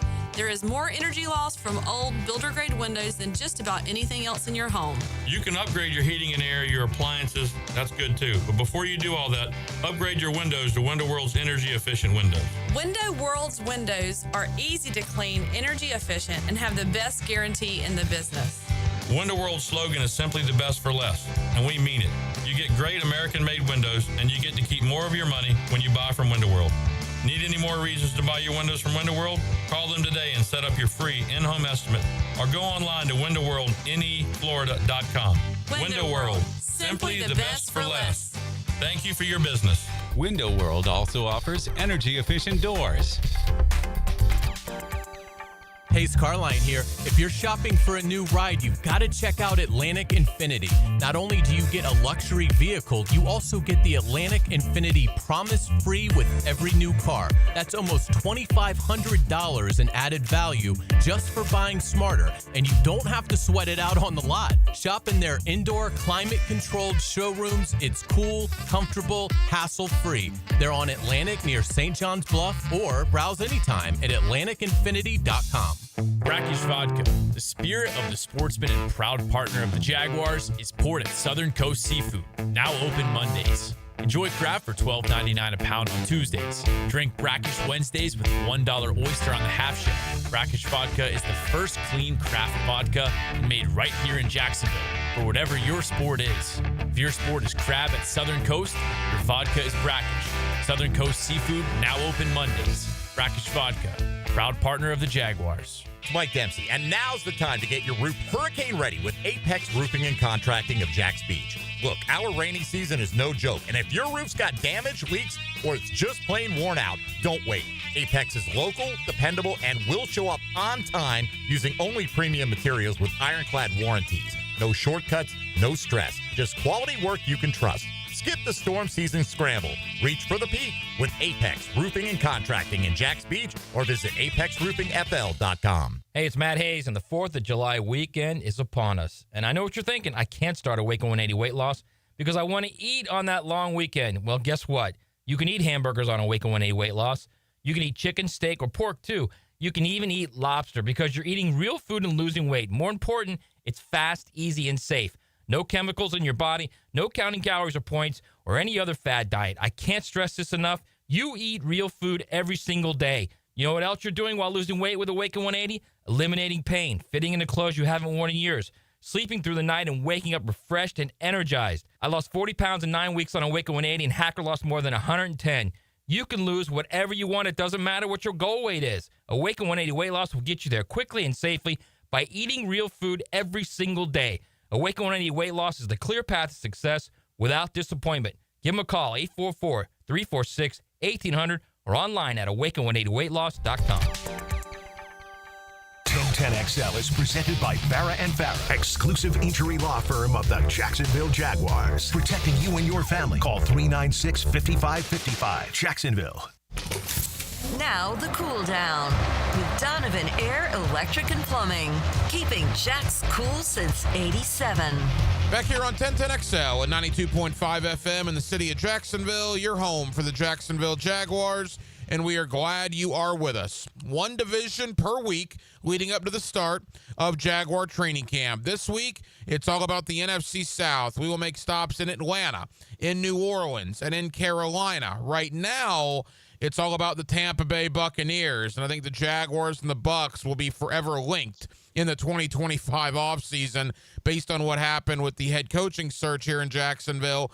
But what about this Tampa Bay football team entering 2025? One of our guys in Tampa is J.C. Allen of Bucs Game Day, and he's always kind enough to join us here on 1010XL. J.C., how you doing?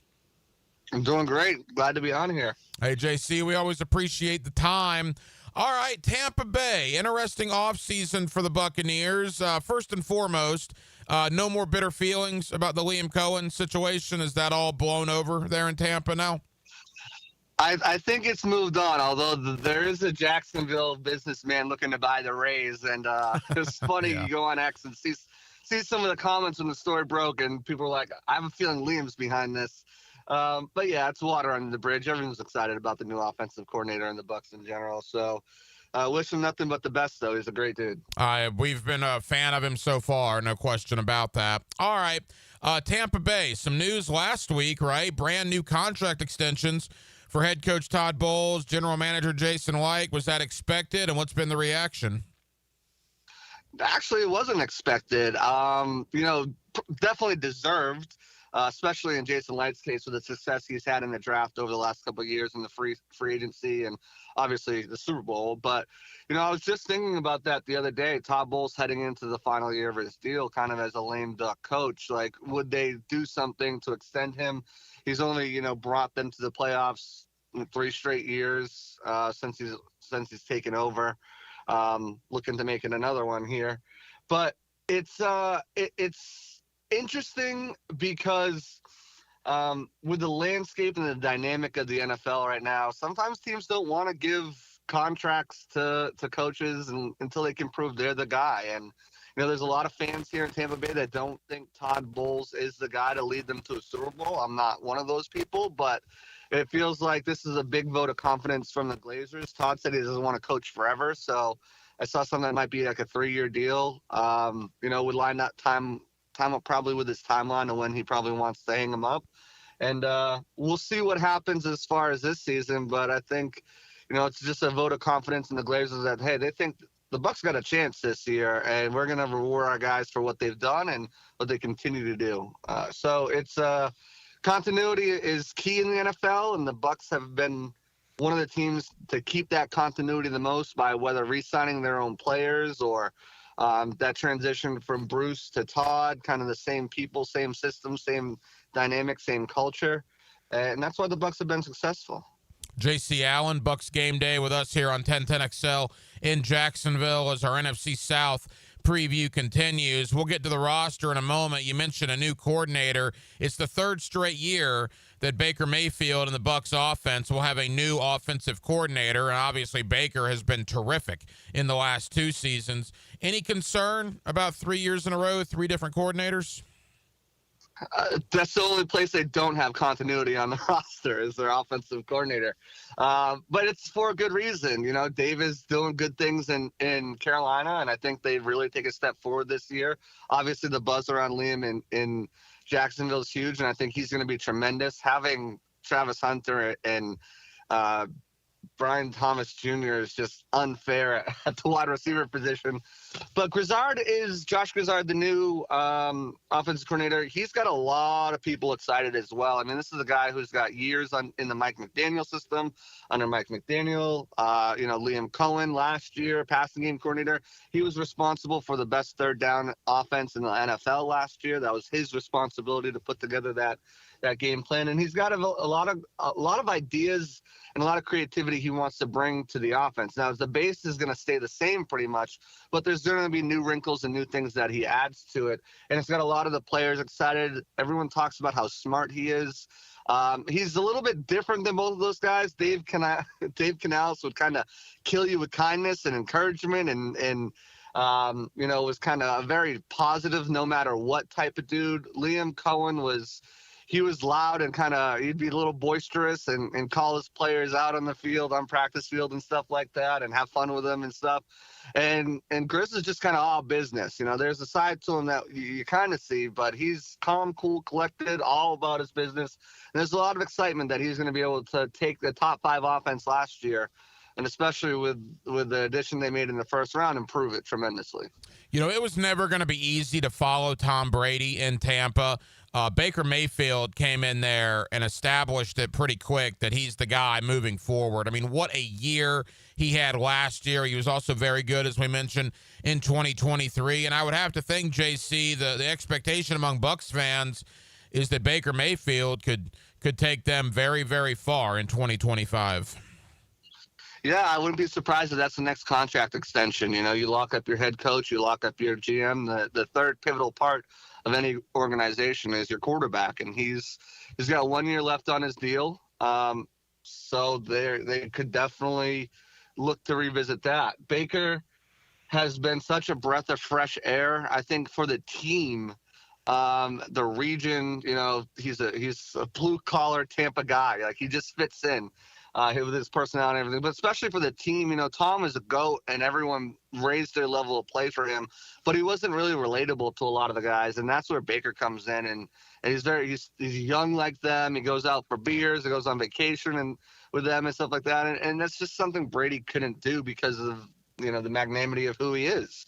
So when Baker came in here, that's really kind of helped build the chemistry and culture of this locker room even more so than when Tom was here. And, you talk about here Jason Light and some of these talk about like Mike Evans re-signed because Baker was here. And, Chris Godwin took less because he didn't want to leave here and he wanted to play with Baker. And like the impact he's had on guys returning and guys staying in Tampa and it goes beyond what he's done on the field. And on the field, it's been tremendous. You know, that first year, there was a lot of questions, you know, bouncing around, but Baker's always been a good quarterback. You just follow his career, and he's always had just instability no matter where he's been. With Cleveland, the sadness factory is an epitome of instability. And then, you know, you look at Carolina was never a good fit. You saw what he did in LA in a offense that fits his style. And that's what Dave Canales bring. They couldn't get a running game going, though. So, you know, you see what now he can do last year with a running game. He's still going to make some Baker mistakes, you know, take some Baker sacks and make some bad throws and stuff like that. You live with that because everything else is so – the promise is so high with what he can do. I mean, I wouldn't be surprised if he threw for, you know, almost 5,000 yards this season, 40 touchdowns, just with the weapons he has on offense.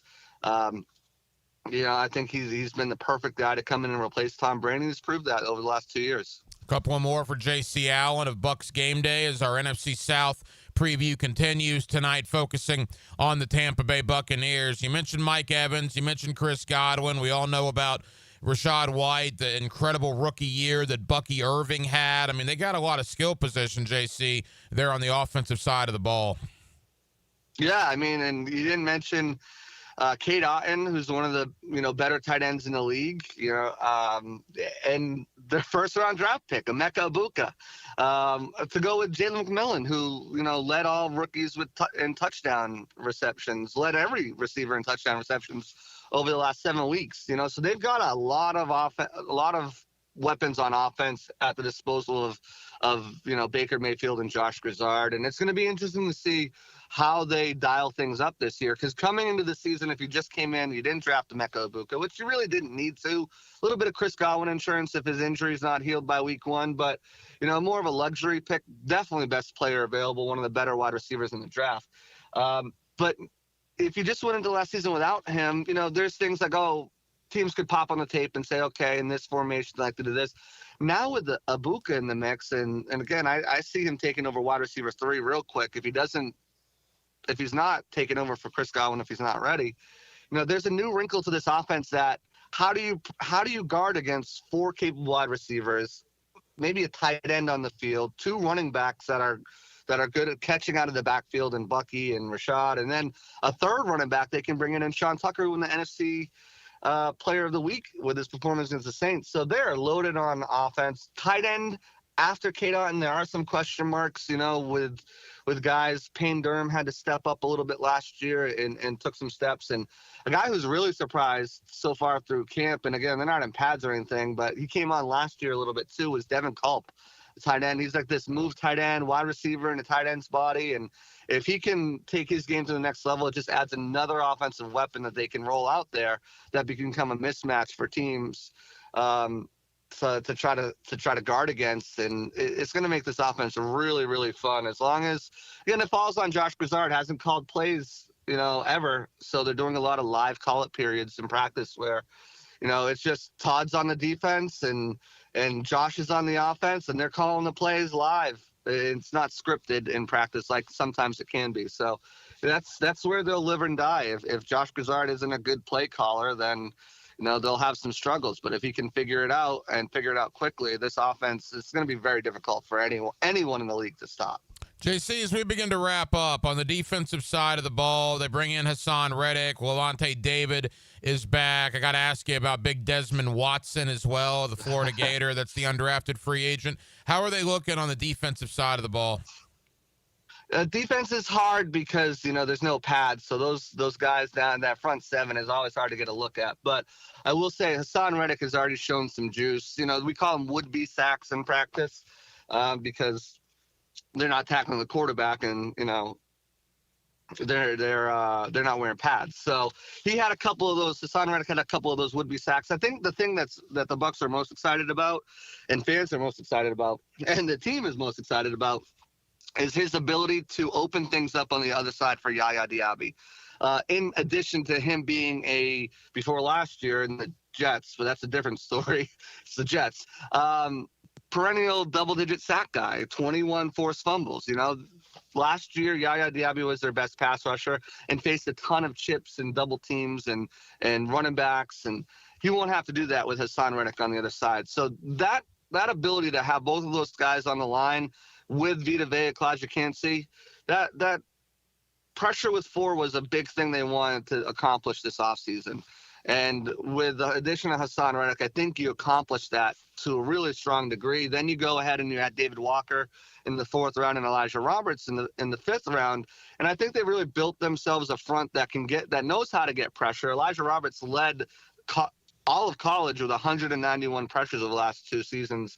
And David Walker was an absolute animal, albeit at a small school, but that looks like it's going to translate on the field here as well.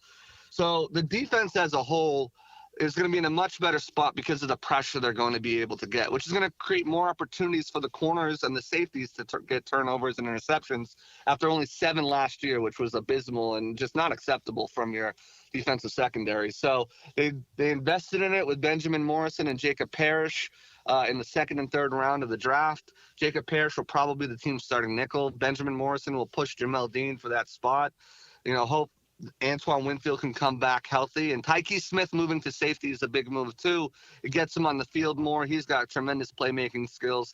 What they've done on the back end is they've got a bunch of guys who are cross-trained to play safety, nickel, corner, and it really, again, Todd Bowles, he's known for his exotic looks and disguises, and it lets him do a lot. So if they can get pressure up front with those 4. Levante is going to be Levante. Servassier Dennis is a name to watch. He's going to have a big season this year, I think.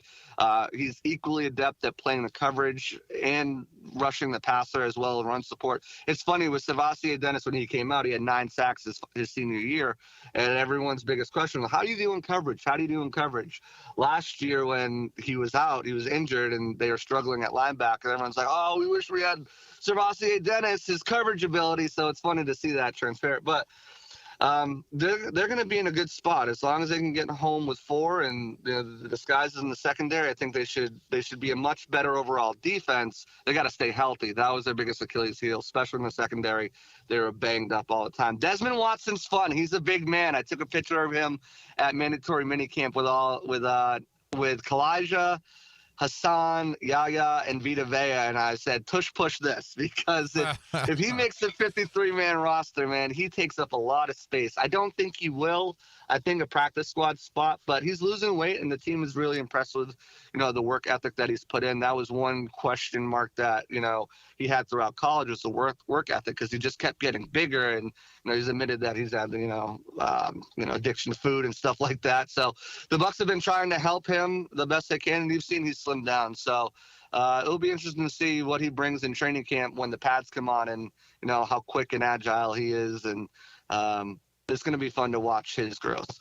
JC, we got 60 seconds in the division. It appears from the outside looking in, it might be Tampa's division, the biggest competitor, Atlanta, and then maybe uncertainty with Carolina and New Orleans coming up the rear. Is that the way you see it? Yeah, New Orleans is definitely at the bottom. That's a dumpster fire. I don't know about Michael Penix Jr. There's tape on him now. I don't think that Atlanta has done enough on the offensive side. Yeah, you got Bijan and Drake London. They hate Kyle Pitts for whatever reason. And the defense, they added a couple rookie edge rushers, and that's going to fix the defense. I'm not so sure. Carolina's the one that I think could surprise and be the number 2 team in the NFC South. I think, Bryce Young took a big step forward. They got Ted McMillan to add to that offense. They made some really good moves on the defensive side of the ball in free agency. So I think Carolina could surprise and end up being the number 2 team in this division, but it all depends on Michael Penix and what he's got going on in year 2. JC, there's certainly some Tampa fans up here in Jacksonville. Let Buccaneer fans know where they can find your work. Yeah, Bucs Game Day over on SI is where all my written work is, and then my podcast, Pirate Parlay. That's on YouTube, all the podcast forums. We're gonna have Josh Grizzard on soon. We're gonna be having some players on here soon, almost at my 100th episode. So looking to do something pretty fun with that. But yeah, right now we're talking about pretty much the NFC South and who's the best at each position. So that podcast will be up tomorrow. Offense came out last Wednesday. Check it out. J.C. Allen, Bucks Game Day. He's one of our guys in Tampa when it comes to the Tampa Bay Buccaneers. J.C., appreciate it. We'll talk again soon, pal. Always a pleasure, my friend. And thank you to J.C. Allen, Bucks Game Day, for joining us tonight here on Hacker After Dark as our NFC preview begins. We will go make stops in Atlanta, in New Orleans, in Carolina, and tonight it was all about the Tampa Bay Buccaneers, and what an offseason it was for Tampa Bay. Obviously, they had the situation here with Jacksonville with Liam Cohen. They did re-sign a bunch of their own guys, and they also gave contract extensions very recently to head coach Todd Bowles and GM Jason Light. So, look, a good offseason for Tampa. They are certainly, I would say, the overwhelming favorite in the South, although people do think Carolina's improved. We'll see about Atlanta, and then we really don't know about New Orleans. They're likely to start a rookie quarterback, but we will go to every NFC South spot this week, tonight starting in Tampa Bay. So we certainly spent some time on that. We spent some time on the Florida Gators as they are getting set for SEC Media Days in just a couple of weeks. A lot of expectations for Florida.